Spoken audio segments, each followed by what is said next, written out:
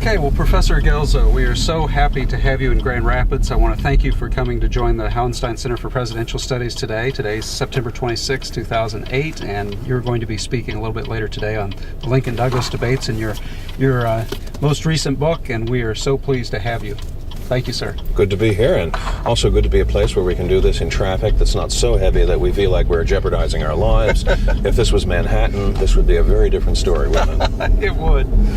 Thank goodness Brian's a good driver. We've done this a lot with him. All right. Well, Brian, keep those eyes on the road.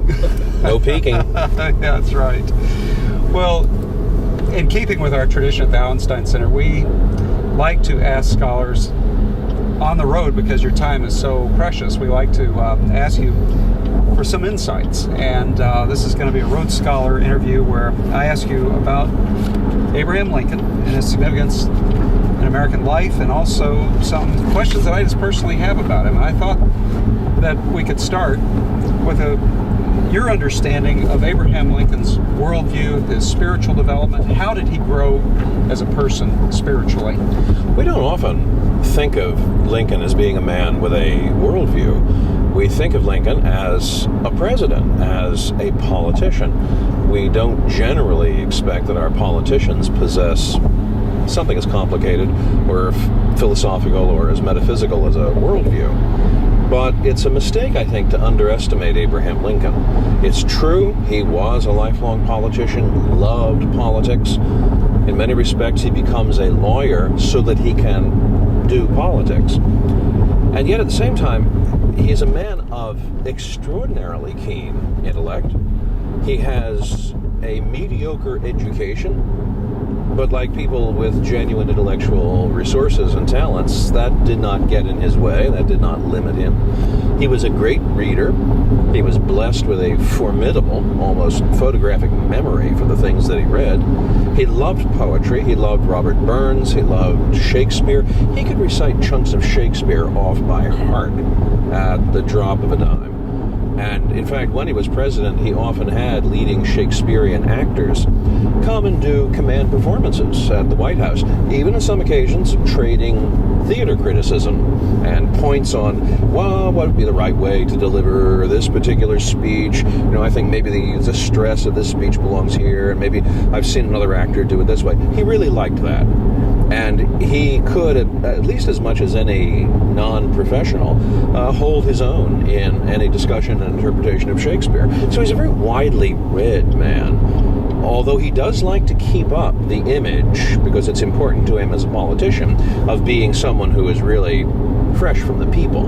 But still, those extraordinary intellectual interests, which extended not just to literature.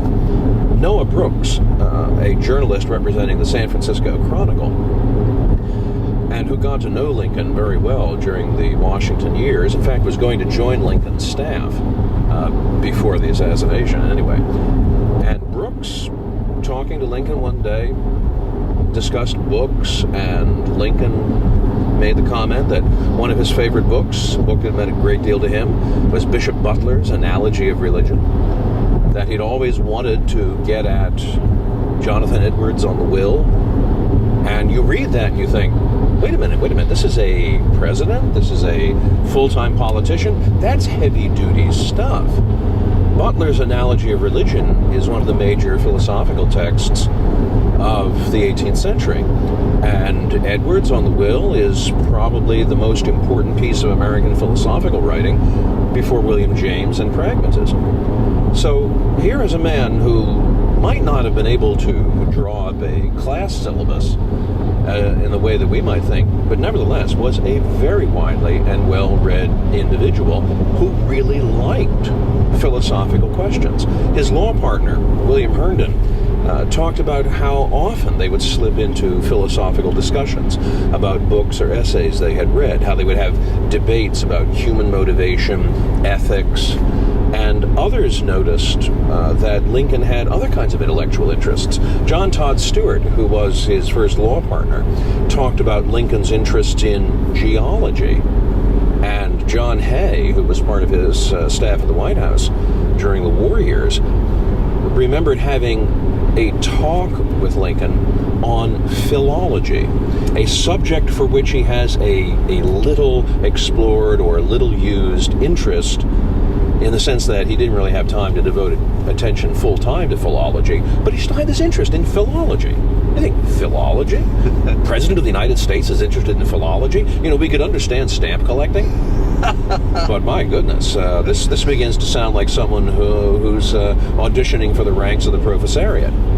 Well, he was President of Columbia, instead of the United States. Right, exactly.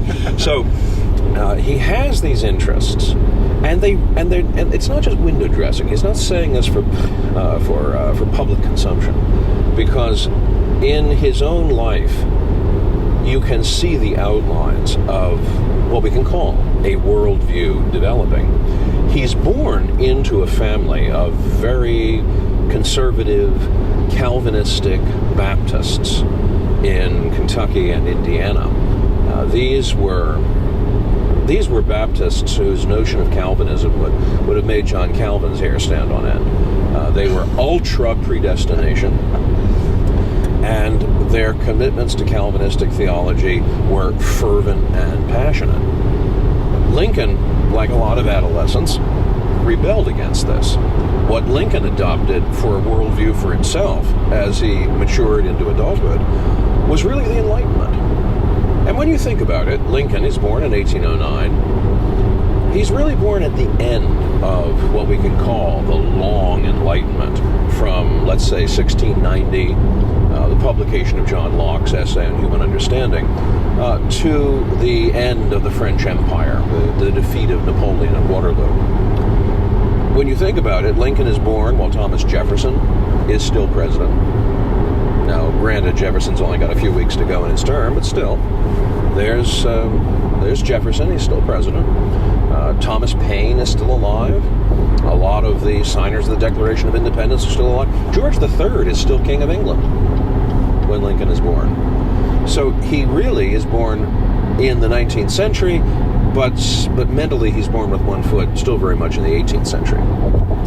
And the writers that he grows up with and admires as a young adult are the anti-religious partisans of the Enlightenment. They are people like Thomas Paine, like Constantin Volney, and especially the poetry of Robert Burns. He loved Burns, not just because Burns was this wonderful Scottish dialect poet, but also because Burns was a real skeptic, a real legitimate Enlightenment infidel.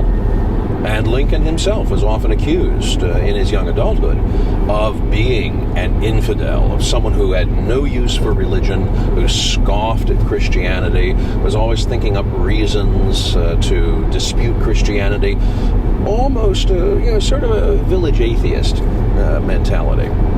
Now that changes in Lincoln, and it changes, I think, very much because life deals some very difficult cards to him. He comes up the hard way. He becomes a lawyer by self-study and by reading in the office of another lawyer. And he really does not have the easy advantages that people with money or education had in his day. He marries well, but loses a child early on, his second son, Eddie. He's elected to Congress, and it's a very disappointing experience. By the time he gets to his late 40s, he's a man who's very restless, feels very frustrated, very disappointed. And this has cooled the ardor of his infidelity. It hasn't made him a religious believer, but it has made him more respectful of religion. It has made him more willing to talk about religious ideas, and even to concede some points to the validity of Christianity and talking about God. Now, through the 1850s, it doesn't really go much further than that. Lincoln rents a pew at the First Presbyterian Church in Springfield, but rarely occupies it. His wife, Mary, and his sons do, but not Lincoln. One Presbyterian minister in Springfield said that Lincoln most often on the Sabbath could be found down at the railroad depot reading newspapers and trading jokes with the railroad workmen.